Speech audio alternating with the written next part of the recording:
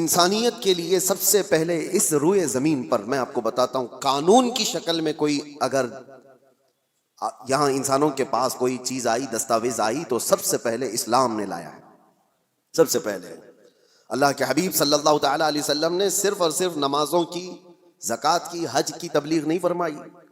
آپ اگر حضور پاک صلی اللہ تعالی علیہ وسلم کی تعلیمات کا حصہ دیکھیں تو اکثر حصہ یہ انسانیت کے متعلق ہے۔ اور سب سے پہلے آپ کو میں اگر یہ بتاؤں، حضور پاک صلی اللہ علیہ وسلم نے یہ فرمایا وہ شخص مومن ہی نہیں جس کے شر سے، جس کے فتنے سے اس کا پڑوسی محفوظ نہ ہو، وہ مومن نہیں ہے۔ دوسری حدیث ہے، اللہ کے حبیب صلی اللہ علیہ وسلم فرماتے ہیں کہ وہ شخص ایمان والا نہیں ہو سکتا کہ پیٹ بھر کر کھا کر سویا ہو اور اس کا پڑوسی بھوکا سو رہا ہو۔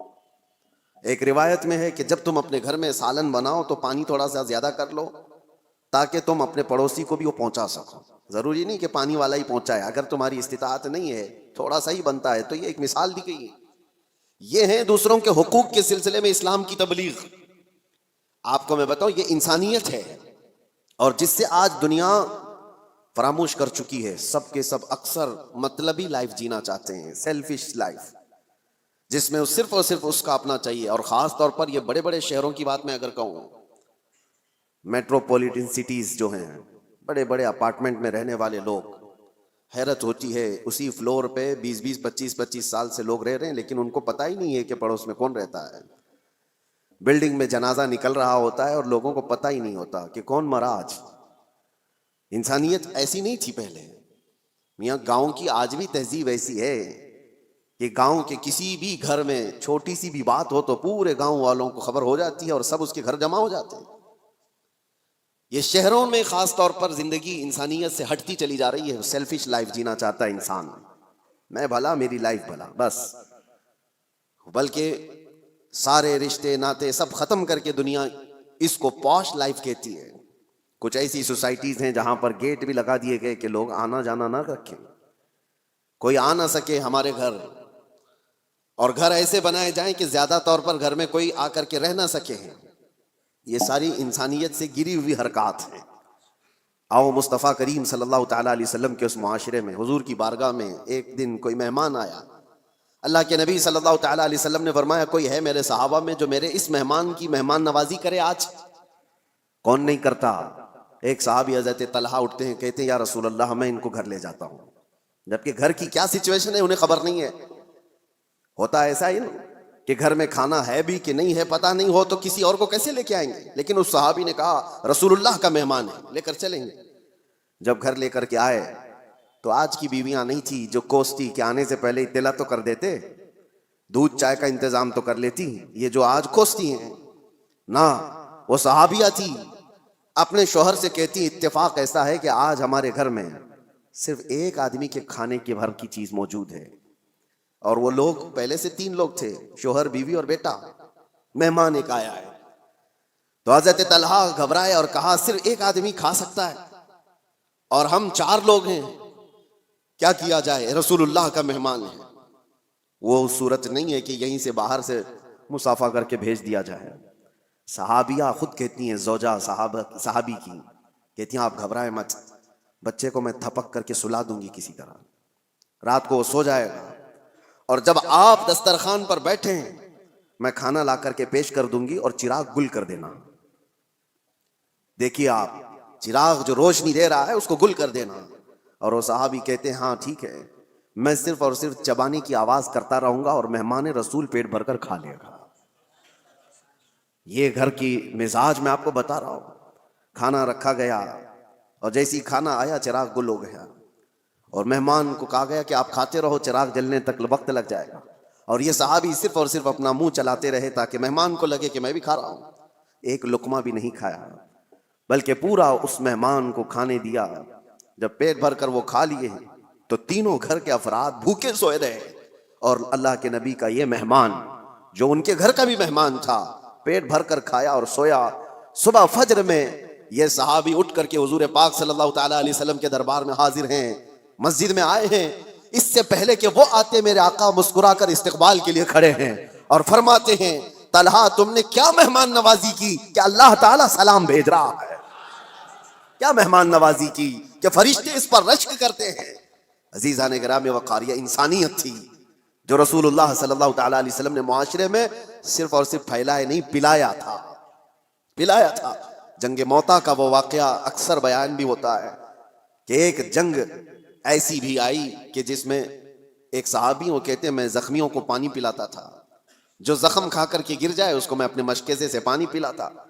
ایک جگہ پر ایک صحابی زخم کھا کر گر گئے اور ان کا آخری وقت لگ رہا تھا، میں پانی لے کر ان کے پاس گیا، وہ العطش العطش کہہ رہے تھے، پیاس پیاس، مگر جب قریب پہنچا تو کسی اور زخمی کی آواز آئی، تو اس صحابی نے کہا میرے اس بھائی کو پہلے پلا دو، تمہارے پاس پانی تھوڑا سا ہے اس کو پلا دو۔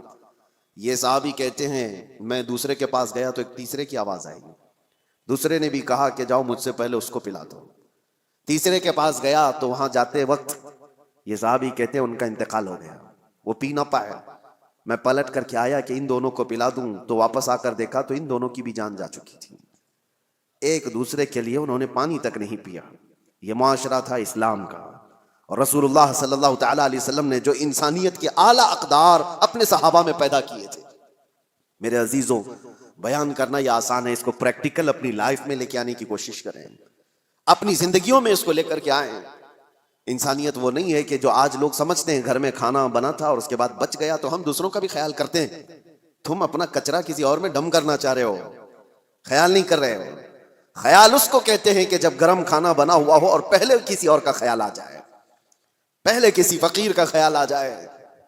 بچ جانے کے بعد بہت سارے ایسے، ہم پہلے جب دارالعلوم میں ہوا کرتے مدرسہ ہم بھی چلاتے تھے، اکثر لوگ شادی میں ولیمے میں دن بھر مصروف اور رات کو کھانا بچا ہے تو کہتے ہیں مدرسے کے بچوں کو کھلا دیں گے، بچوں کو لا کر کے کھلانے کے لیے بڑے بڑے آدھے آدھے دیگ بچے ہوئے لے کر کے آتے ہیں اور پھر وہ اس کو ثواب سمجھتے ہیں۔ ہم نے ان سے کہا تھا یہ مہمانان رسول ہیں جو طلبہ ہیں، جو رسول اللہ صلی اللہ تعالیٰ علیہ وسلم کے مہمان کہلاتے ہیں، دین کا علم حاصل کرنے والے یہ طالب علم، اور تم ان کو اپنے گھر کا بچا ہوا کچرا لا کر ڈم کرنا چاہتے ہو، کیا تم سمجھتے ہو؟ اور اس کو نیکی سمجھ رہے ہو اور فخر کر رہے ہو۔ فخر اس وقت ہوتا جب تمہارا کھانا بن کر تیار ہوتا، تمہارے اپنے کھانے سے پہلے مہمانان رسول کا خیال کیا ہوتا کہ ان کا بھی اتنا حصہ ہے اس کے اندر۔ عزیزان گرامی وقار، انسانیت صرف اور صرف اپنی خاطر جینے کا مطلب نہیں ہے، انسان جیے تو اللہ تبارک و تعالیٰ کی اس مخلوق کے لیے، اور اسی لیے اللہ کے حبیب صلی اللہ تعالیٰ علیہ وسلم کی وہ حدیث میں آپ کو سنا دوں تاکہ زندگی جینے کا آپ کو سلیقہ ملے۔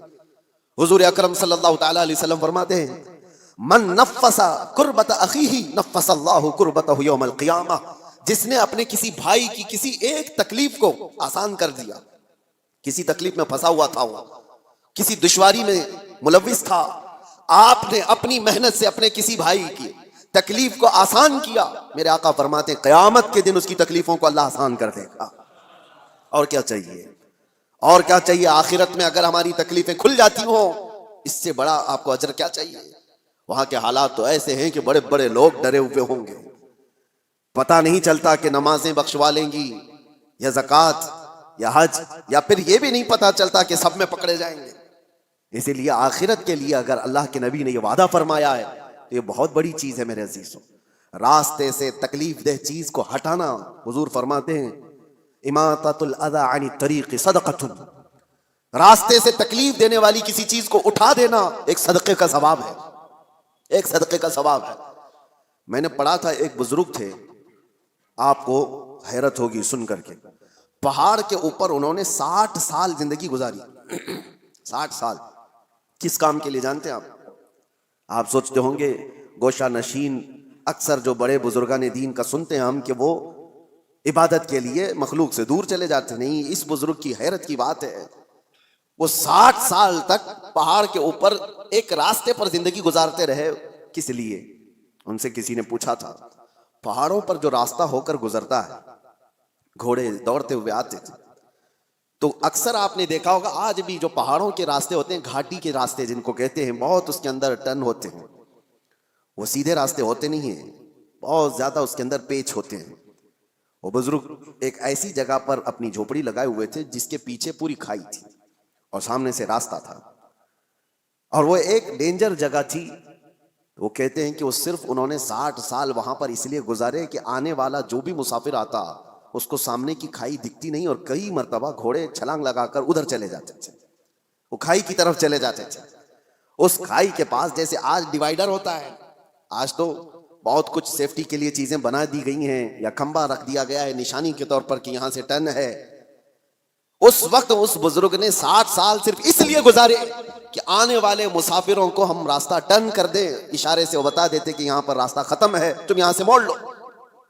صرف اس کام کے لیے انہوں نے 60 سال گزارے. حیرت ہوتی ہے, کچھ وہ لوگ ہیں جنہوں نے اپنی زندگیاں اللہ تبارک و تعالیٰ کی اس مخلوق کے لیے وقف کی, صرف اپنے لیے نہیں جی. اور انسانیت اسی کا نام ہے. اور ایک حدیث پاک مسلم شریف کی میں آپ کو سنا دوں, بلکہ یہ صحیح حدیث کئی صحاح میں موجود ہے, بخاری مسلم.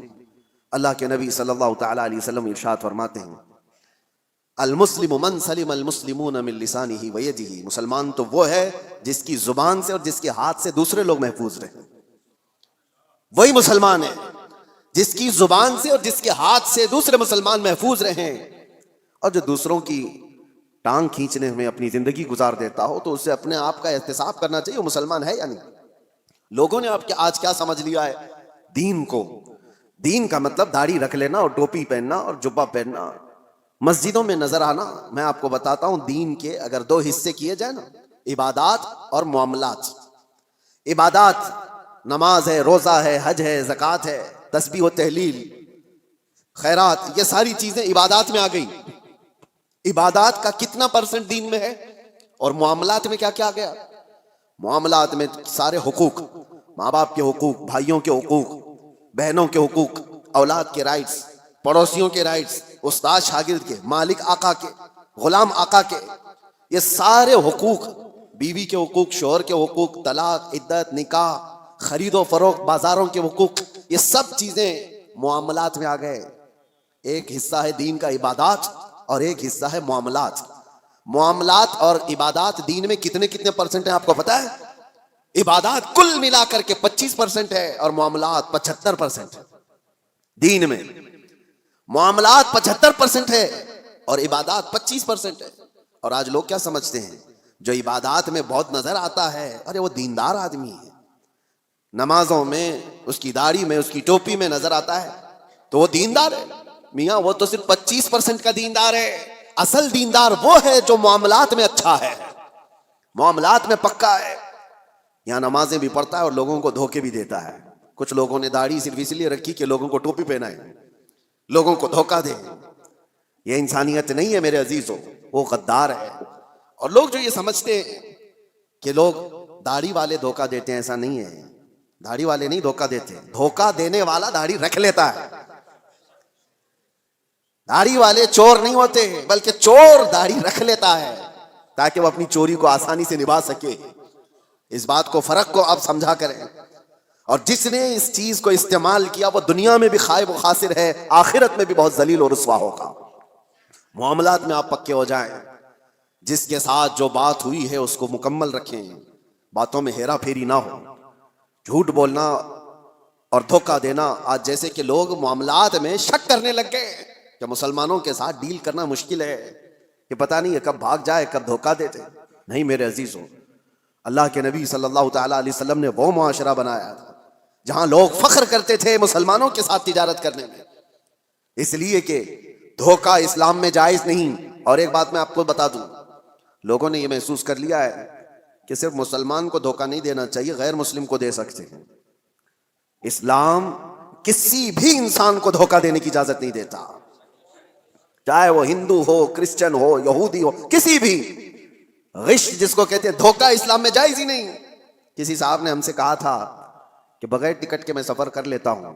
کہا کیوں؟ کہا وہ ہماری تھوڑی نہ ہے, وہ تو ان کی ہے, حکومت اس کی ہے, اور وہ تو لوٹ کے کھا ہی رہے ہیں. میرے عزیزو, چور اگر چوری کر رہا ہے تو برابر کی چوری کرے گا, کسی کی بھی ہو, یہ جائز نہیں ہے. اسلام میں غش اور دھوکہ کسی طرح سے جائز نہیں. کئی ایسے مسائل ہمارے پاس آتے ہیں, جاب کرنے والے بچے نوکریاں کرتے ہیں کمپنیوں میں, ان کے مالک نان مسلم ہیں. کئی مرتبہ وہ یہ پوچھتے ہیں کیا ہم اپنی کچھ چیزیں ان سے چھپا کر کے حاصل کر سکتے ہیں جبکہ غیر مسلم ہیں؟ نہ, جائز نہیں ہے. بلکہ وہاں تمہارے لیے اور بڑی ذمہ داری ہو جاتی ہے. اور بڑی ذمہ داری ہو جاتی ہے. صرف تمہارے اس کے ساتھ معاملات ہی نہیں ہے بلکہ اس وقت تم اسلام کے ریپریزنٹیٹیو ہو, وہ تمہارے ذریعے سے اسلام کو دیکھ رہا ہے. انگلینڈ میں ایک مسئلہ ایسا پیش آیا تھا, بس کا ایک کنڈکٹر ٹکٹ دیتے دیتے اٹھنی, جس کو وہاں پر پینی کہا جائے, ہاف پاؤنڈ, ہمارے یہاں کی اٹھنی جس طرح سے ہو 1 روپے کے 2 حصے, ہاف پاؤنڈ ایک بندے کو زیادہ دے دیا اس نے ٹکٹ میں, ٹکٹ کے بچت میں واپس. اور اس کے بعد ہو سکتا ہے غلطی سے اس طرح پیسے آ جاتے ہیں, وہ مسلمان تھا, اس نے رکھ لیا اور اس کو پتا بھی ہے کہ میرے پاس ہاف پاؤنڈ زیادہ آیا ہے, وہ رکھ لیا. سفر تقریباً 1 گھنٹے کا تھا. کئی مرتبہ وہ بندہ سوچتا بھی رہا کہ ہاف پاؤنڈ واپس کر دوں. پھر اس نے دل میں یہ سوچا ہاف پاؤنڈ سے اس کا ہونے والا کیا ہے, یہ تو اچھی سیلری والا ہے, ہاف پاؤنڈ سے اس کا کیا بھلا ہونے والا ہے, میرے پاس رہ گیا تو کون سی بڑی بات, رکھا رہا. لیکن میرے عزیزو ایک بات میں آپ کو یہ بھی بتا دوں, بزرگوں نے فرمایا جس کو حلال کھانے کی عادت ہو, اگر غلطی سے کہیں حرام لقمہ اس کے پاس آ جاتا ہے تو غیب سے اللہ تعالیٰ اس کی حفاظت کا انتظام کرتا ہے. ہاں یہ بات یاد رکھنا, آپ حلال کھانے کے عادی ہیں, کبھی حرام لقمہ آپ کے پاس آ گیا تو آپ کے ہاتھوں میں کپ کپی آ جائے یا آپ کے منہ میں متلی آنے لگ جائے, اللہ حفاظت فرماتا ہے, کوئی ذریعہ پیدا کرتا ہے. وہ بندہ ہے 1 گھنٹے کے سفر میں کشمکش میں تھا, آخر میں اترنے سے پہلے اس نے سوچ لیا ہاف پاؤنڈ سے اس کا کچھ نہیں ہوتا تو میرا کون سا ہوتا ہے, میں کیوں رکھوں, میرے لیے کہاں حلال ہے. لے جا کر کے اس کنڈکٹر سے اس نے کہا کہ یہ آپ نے مجھے ٹکٹ سے واپس دینے کے وقت زیادہ دیا تھا, یا آپ کے پیسے لے لیجیے. اس نے رکھ لیا. کنڈکٹر نے کہا غلطی سے نہیں دیا تھا, جان بوجھ کے دیا تھا, غلطی سے نہیں دیا تھا, میں جانتا ہوں تو مسلمان ہے, اور میں پچھلے کئی سالوں سے اسلام کو پڑھ رہا ہوں, اس کی امانتوں کو پڑھ رہا ہوں, اور آج میں دیکھنا چاہتا تھا کیا اسلام کا وہ اثر آج بھی باقی ہے, تو نے واپس کر کے اپنے اسلام کا وہ اثر مجھے دکھا دیا. میرے عزیزو آپ صرف یہ نہ سمجھیں کہ معاملات میں صرف آپ ہیں اور سامنے والا ہے, آپ اسلام کے ترجمان ہیں اس وقت, اسلام کے ایمبیسیڈر ہیں آپ اس وقت, اسلام کے ریپریزنٹیٹیو ہیں, میرے آقا کے اخلاق کے علمبردار ہیں. دنیا آپ کو دیکھ کر کے اسلام سیکھنا چاہتی ہے, آپ کو دیکھ کر کے اسلام کو سمجھنا چاہتی ہے. کتابوں سے پڑھا ہوگا, عمل سے سمجھ جاتے ہیں. اس لیے اپنے معاملات کو صحیح کرو. جو بات میں عرض کر رہا تھا وہ انسانیت کی, انسانیت اسلام نے جو سکھائی ہے, میں چیلنج کے ساتھ کہتا ہوں پوری کائنات میں اس کا مثیل, اس کی نظیر نہیں لا سکتے, نہیں لا سکتے. اللہ کے نبی صلی اللہ تعالیٰ علیہ وسلم نے انسانوں کے احترام کے لیے ہی تو بیان فرمایا. اس مکہ میں جہاں بیٹیوں کو مار دیا جاتا تھا, لڑکیوں کو دفن کر دیا جاتا تھا, اللہ کے رسول صلی اللہ تعالیٰ علیہ وسلم نے وہ انقلاب نہیں پیش کیا کہ ایک بیٹی بھی اگر تم نے پال کر کے اس کی شادی کر دی, حضور فرماتے میری شفاعت اس پر واجب ہے, وہ جنت کے لیے میرے پاس آئے. بچیوں کے حقوق کو بڑھایا, ماں اور بہنوں کے حقوق کو میرے آقا صلی اللہ تعالیٰ علیہ وسلم نے کیسے بیان فرمایا. پہلے بہنوں کے حقوق نہیں دیے جاتے تھے, اور شریعت میں آج ان کا حصہ ہے. بہت سارے مسلمان آج مطلب پرست ایسے ہو گئے, مال زیادہ آ گیا, باپ کی طرف سے وراثت ملی تو اس پر ناگ سانپ کی طرح بیٹھ گئے اپنی بہنوں کا حصہ مار کر کے, اور وہ یہ کہتے ہیں بہنوں کی تو ہم نے شادی کر دی تھی نا, اس میں تو لاکھوں خرچہ ہوا تھا. ارے وہ کھانا کھلائی ہوئی چیز کو تم انگلی ڈال کر کے الٹی کروانا چاہتے ہو. کسی بہن کی شادی کروانا یہ وراثت کی حصوں میں سے اس کو ڈیڈکٹ نہیں کیا جائے گا, وہ تو تمہارا اخلاقی فریضہ تھا جو تم نے ادا کر دیا, وہ تمہاری اخلاقی ذمہ داری تھی جو تم نے ادا کیا. بہنوں کا حصہ ماں باپ کی وراثت میں سے جتنا قرآن نے بتایا ہے اتنا دو, ورنہ قیامت کے دن ایک بالشت زمین کے بدلے 7 زمین و آسمان کا توق بنا کر اس کے گلے میں ڈالا جائے گا, وہ اٹھا نہیں پائے گا, اور بہت بڑے عذاب میں مبتلا ہوگا آخرت میں, بہت بڑے عذاب میں. تم کتنے دن کے لیے حاصل کر رہے ہو بہنوں کے حقوق مار کر کے. لوگ یہ سوچتے ہیں اور ویسے ہی باپ جب مرا ہوتا ہے تمہاری بھی عمر 40 کے آس پاس ہو رہی ہوتی ہے اکثر. بچے کتنے تمہاری زندگی کے 15-20 سال, ان 15-20 سالوں میں اپنی بہنوں کے حقوق لے کر بیٹھ جاتے ہو, کیا تمہارا حاصل ہوا آخرت کے عذاب کے علاوہ؟ اللہ تعالیٰ نے قرآن میں جو بیان فرمایا اس کو پورا ادا کرو. لوگ یہ سمجھ بیٹھے کہ جس کا جتنا آ جائے وہ ہمارا ہے, یہ اسلام نہیں ہے. 40 سال تک بھی اگر تمہارے پاس کوئی اس کا مانگنے والا نہ آیا تب بھی وہ مال تمہارا نہیں ہے. حدیث پاک ہے, میں آپ کو صرف اور صرف اس کی ایک جھلک بتا دوں. حضور پاک صلی اللہ تعالیٰ علیہ وسلم نے فرمایا کہ بنی اسرائیل کا ایک شخص, بنی اسرائیل میں 3 لوگ ایسے تھے جو ایک پہاڑ کی چٹان کھسک آنے کی وجہ سے غار میں پھنس گئے. وہ تو پناہ لینے کے لیے رکے تھے اور ایک چٹان آ کر غار کے منہ پر گر گئی. پھنس گئے, وہی قبر بن گئی. رونے لگے, گڑ گڑانے لگے, کوئی ان کے پاس آسرا نہیں تھا کہ نکل جائیں. تینوں نے یہ طے کیا کہ ہم دعا کرتے ہیں اللہ کی بارگاہ میں, ہو سکتا ہے اللہ تبارک و تعالیٰ دعاؤں کے ذریعے سے اس پہاڑ کی چٹان کو ہٹا دے. تو تینوں نے کہا اپنی اپنی نیکیاں یاد کرو جو زندگیوں میں کی گئی تھی. یہ صحیح حدیث ہے, میں آپ کو بتا رہا ہوں کون سی چیزیں اللہ کی بارگاہ میں مقبول ہیں. اس میں سے ایک بندہ اللہ کی بارگاہ میں سجدہ ریز ہوا, اس نے کہا اے اللہ تو جانتا ہے میں اس وقت تک گھر میں کھانا نہیں کھاتا تھا جب تک اپنی ماں کو نہیں کھلا دیتا تھا. اس کی بوڑھی ماں تھی. ایک رات وہ آیا اور بچے بھوکے تھے. اس وقت بچے باپ سے لپٹ گئے کھانے کے لیے. وہ بندہ کہتا ہے اس وقت بھی جب شدت سے مجھے بھوک لگی تھی میرے بچوں کو, سب سے پہلے میں اپنی بوڑھی ماں کو چبا کر کے کھلایا, پھر بچوں کو کھلایا. اے رحمان اگر تجھے یہ ادا پسند آئی ہو میری زندگی کی تو اس پہاڑ کی چٹان کو ہٹا دے.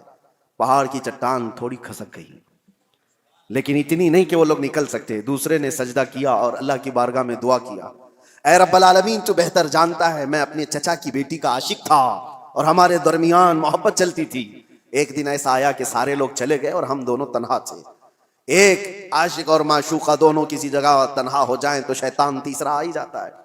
دونوں کہتے ہم گناہ کا پورا ارادہ کر لیے تھے, کوئی نہیں تھا, مگر میرے اس چچیری بہن نے مجھ سے کہا کہ ڈرو اللہ دیکھ رہا ہے, ہم تنہا نہیں ہیں. اور اس دن سے آج تک اے رب العالمین میں نے اپنے جسم کو گناہ کے دھبے لگنے سے بچا رکھا ہے. موقع تھا گناہ کا مگر تیرے خوف سے میں نے گناہ نہیں کیا. اس نیکی کو اس نے وسیلہ بنایا تو چٹان کھسک گئی. تیسرا جو بندہ تھا جو مجھے بیان کرنا ہے آپ کے سامنے, جو میرے ٹاپک ہے, جو ہمارا آج کا عنوان ہے, تیسرا بندہ وہ کہتا ہے کہ اے رب العالمین تو جانتا ہے کہ میں مزدوروں کو اپنے ہاں کام کے لیے رکھتا تھا, کام کراتا تھا, زمینوں کا مالک تھا. ایک مزدور ایسا بھی آیا میری زندگی میں کہ اس کی ماہانہ تنخواہ دی جانی تھی لیکن اس سے پہلے وہ غائب ہو گیا. توجہ, یہ بندہ کہتا ہے اللہ میں اس کی مزدوری کو, اس کی تنخواہ کو رکھ لیا, چاہتا تو کھا لیتا جیسے سارے سیٹ کھا بیٹھتے. جتنے بھی مزدوروں کی تنخواہ ہیں کاٹ لی جاتی ہے چھوٹی چھوٹی باتوں پر, اور جبکہ ان کو پتہ نہیں ہے. مسلمان اگر ہو تو توجہ, میرے آقا صلی اللہ علیہ وسلم کا فرمان ہے مزدور کا پسینہ سوکھنے سے پہلے اس کی مزدوری ادا کر دو. اللہ کو یہ پسند ہے. اب یہ بندہ کہتا ہے کہ وہ مزدور تنخواہ لیے بغیر چلا گیا, میں نے اس کی مزدوری کو لے کر ایک بکری خرید لی اور بکری کو پالا. رب تبارک و تعالیٰ کی بارگاہ میں وہ کہہ رہا ہے بکری کو پالا, بکری نے بچے دیے اور پھر اس میں برکت اتنی ہوتی گئی, سالوں بیت گئے, بکریوں سے بکریاں اتنی بڑھ گئی کہ وہ ریوڑ ہو گیا, بلکہ ایک میدان میں بھی وہ بھر نہیں پاتی تھیں. مجھے شہر سے باہر جانا پڑا, شہر سے باہر بہت بڑا میدان ان بکریوں کے لیے. ایک بکری سے اتنی بکریاں ہو گئی. اور یہ بھی بات بتا دوں میرے آقا نے فرمایا بکری میں برکت ہے, سارے جانوروں میں بکری میں اللہ نے برکت رکھی ہے. اور اتنی زیادہ بکریاں ہو گئی لیکن اس میں سے ایک بکری بھی نہ اس نے بیچا, نہ کھایا, نہ استعمال کیا.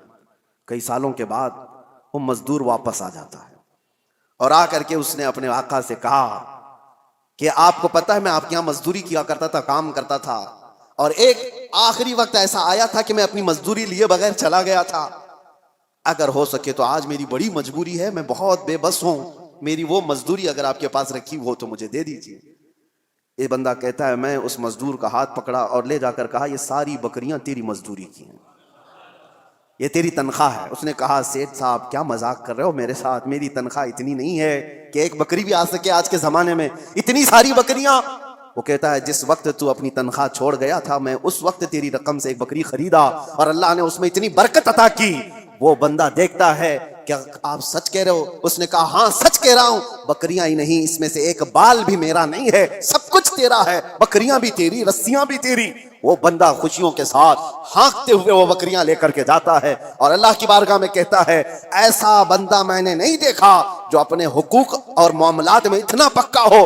رب تعالیٰ کی بارگاہ میں یہ بندہ کہتا ہے اللہ یہ میں نے خالص تیری رضا کے لیے کیا, تیرے خوف سے کیا. رب تعالیٰ نے اس کی یہ دعا سنی.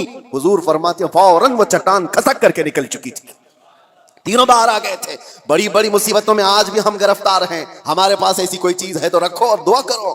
ہم نے کسی انسان کے ساتھ اگر اس کی مصیبتوں میں ایسا سلوک کیا ہے تو وہ بھی اللہ کی بارگاہ میں آج رکھو, دیکھیں مصیبتیں کیوں نہیں دور ہوتی. ہم نے تو ایسی چیزیں کہاں رکھی ہیں. اسی لیے معاملات میں اسلام بہت زیادہ تاکید کیا ہوا ہے. میرے عزیزو کچھ لوگوں کو باتیں کڑوی لگتی ہیں لیکن یہی صحیح ہے عزیزو, یہی صحیح ہے. آج اگر تم ان حقوق کی پامالی کرو گے تو قبر بھی ہے اور آخرت بھی ہے. میں ان کی بات نہیں کرتا جن کا آخرت کا تصور ہی نہیں. آپ کو آخرت میں اللہ کی بارگاہ میں کھڑا ہونا ہے, حساب دینا ہے, اس لیے اپنے معاملات کو صحیح رکھو. ایک لقمہ بھی, بلکہ ایک جنازہ میرے آقا کی بارگاہ میں ایسا آیا تھا, صحابہ کھڑے ہیں, صفے لگائے ہوئے ہیں. حضور نے پوچھا اس مرے ہوئے آدمی پر کسی کا کوئی قرضہ باقی ہے؟ جماعت میں سے ایک نے کہا یا رسول اللہ 2 درہم کا قرضہ باقی ہے. حضور پیچھے آ جاتے ہیں اور کہتے ہیں صلو علی صاحبکم ولا اصلی علیہ, تم چاہو تو اپنے اس ساتھی کی جنازے کی نماز پڑھ لو, میں نہیں پڑھنے والا. اللہ کے نبی نے فرمایا میں اس کی جنازے کی نماز نہیں پڑھوں گا. 2 درہم کا قرضہ باقی تھا بس. ہم تو اس کو بس کہتے ہیں نا, تھوڑا سا. اللہ کے نبی نے فرمایا میں اس کی نماز جنازہ نہیں پڑھوں گا.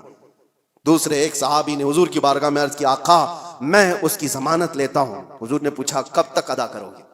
انہوں نے کہا مجھے شام تک کا وقت دیا جائے, اس کی طرف سے جس کا قرضہ باقی ہے میں وعدہ کر دوں گا. جب انہوں نے یہ ضمانت لے لی تو اللہ کے نبی صلی اللہ علیہ وسلم نے نماز پڑھائی. یہ ہے اسلام. اور بڑے بڑے حقوق کی پامالی کرنے کے بعد اگر لوگ یہ سمجھتے ہیں کہ مسلمان ہونا اسی کا نام ہے, داڑھی ہو, ٹوپی ہو, جبہ کبا ہو, معاملات میں اگر گرا ہوا ہے تو اس کے اندر اسلام کی بو باس نہیں آئی ہے, وہ ایمان کا حصہ نہیں رکھتا ہے. اور اخیر میں یہ عرض کروں گا, ساتھ ہی یہ تو مسلمانوں کے معاملات تھے, آپ کو میں بتاؤں انسانیت کے لیے, حقوق کے لیے سب سے پہلے ابھی آج کی اس دنیا میں جو ایک لائے عمل تیار کیا گیا اور ایک دستور آیا. آسٹریا کے ویانا شہر میں 1993 میں پہلی یہ کانفرنس کے اندر اقوام متحدہ جس کو UN کہا جاتا ہے, جو یونائٹڈ نیشن, تقریباً 170 کنٹریز مل کر کے یہ حقوق بنائی کہ انسانوں پر کیا کیا حقوق ہو سکتے ہیں, کوئی ایک دوسرے کے حق تلفی نہ کرے, جنگوں کے حقوق. یہ ساری چیزیں کب بنی ہیں؟ یہ آپ فیڈریشن ہے, اس کا نام ہے ویانا فیڈریشن, اس نام سے یہ پوری دنیا میں عام کیا گیا. 1993 کی بات کر رہا ہوں, آج سے تقریباً صرف اور صرف 32 سال پہلے, سمجھ رہے ہیں آپ, 32 سے 33 سال پہلے پوری دنیا میں انسانوں کے حقوق کے لیے ایک لائحہ عمل بنایا گیا, ایک دستور بنایا گیا. مجھے حیرت ہوتی ہے پڑھ کر, اس نئی دنیا میں صرف 32-33 سال پہلے تم انسانوں کے حقوق لائے ہو. ذرا تاریخ پڑھے ہوتے آج سے 1400 سال پہلے اس سے زیادہ حقوق محمد الرسول اللہ نے بیان فرمایا. میرے آقا صلی اللہ علیہ وسلم صرف بیان نہیں کیا, حدیثوں میں اس کو محفوظ کرایا ہے, اور پورے دستاویزات آج محفوظ ہیں ہمارے پاس, پورے محفوظ ہیں.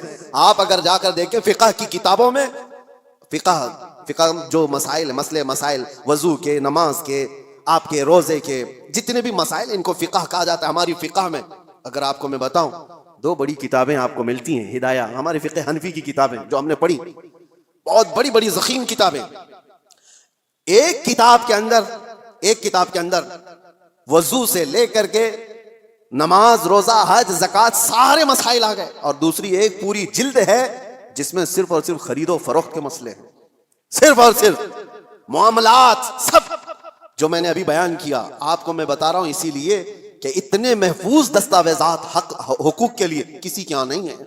آج قوانین بنے ہیں کہ ایک مال دوسرے سے خریدو تو اس کے کیا کیا حقوق ہیں, جبکہ 1400 سال پہلے میرے آقا صلی اللہ علیہ وسلم نے حقوق کیسے بیان کیے کہ اگر تم نے کسی جگہ پر جا کر کے مال خریدا تو اس کے کتنے حق ہیں, کہ تمہیں کتنے میں لینا ہے, کہ اس کو کتنے میں دینا ہے. یہ بھی ربح فاسد نہیں ہوگا, غلہ جمع کر کے نہیں رکھے گا کہ جب لوگوں کے پاس مال کی قلت آئے تو نکالے گا. یہ سارے حقوق کے سلسلے میں اسلام پہلے سے بیان کیا ہوا ہے.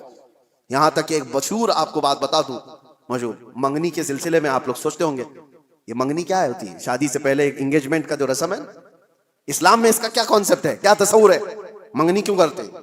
اسلام میں ایک مسئلہ ہے, توجہ. کوئی مال میں خریدنے کے لیے گیا, مثال کے طور پر ایک قالین مجھے خریدنی تھی, میں نے صاحب مال سے یعنی دکان والے سے اس کی قیمت لگائی, اس نے کہا یہ 1000 روپے کی. ابھی ہماری بات چیت چل رہی ہے, دوسرے صحابہ آئے اور انہوں نے اس کی بولی لگا دی. حضور فرماتے ہیں یہ جائز نہیں جب تک کہ تمہارا پہلا بھائی بات مکمل نہ کر لے.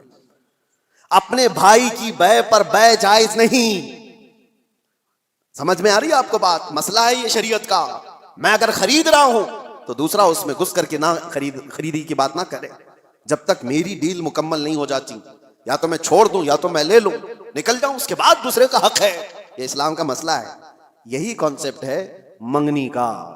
منگنی کیوں کی جاتی ہے کسی لڑکی کو آپ نے دیکھا، پیغام نکاح بھیج دیا اور لڑکی نے قبول کر لیا، شادی ابھی نہیں ہوئی، اور یہ اعلان کیا جا رہا ہے، اللہ کے نبی صلی اللہ علیہ وسلم نے فرمایا تمہارے بھائی نے کسی لڑکی کو نکاح کا پیغام بھیج دیا ہے تو اپنے بھائی کے پیغام پر پھر کوئی دوسرا آدمی پیغام بھیج نہیں سکتا، حرام ہے اس کے لیے۔ اب وہ اس کو پوچھ نہیں سکتا، کیونکہ جب تک ان کی ڈیل مکمل نہ ہو جائے، یا تو ٹوٹ جائے، ختم ہو گئی کہ نہیں کرنا ہے شادی، تو اس کے بعد نئے سرے سے اگر کوئی چاہے تو پھر اس کے پاس پیغام نکاح بھیج سکتا ہے، ورنہ جب تک کوئی مسلمان کسی عورت کے نکاح کے پیغام بھیجا ہوا ہے اس وقت تک دوسرا کوئی اس کو پیغام نکاح نہیں بھیج سکتا۔ یہ ہے حقوق اسلام میں، اتنا